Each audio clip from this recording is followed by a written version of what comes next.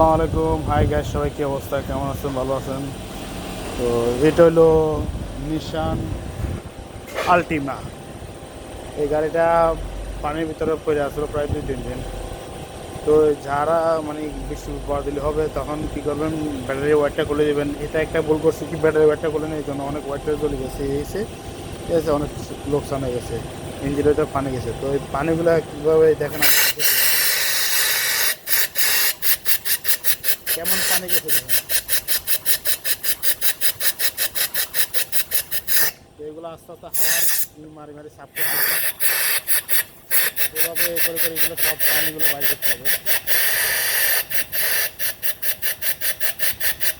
মোটামুটি পানি অনেক কমে আসছে। তো এই নিচে দিয়ে আমি আবার অয়েলগুলো সারিয়েছি, ওখানেও মানে হাওয়া টাওয়া যায়, পানিগুলো নিচে পড়তেছে অনেক পানি। গিয়ার অয়েল, ইঞ্জিনের ভিতরে অনেক পানি গেছে।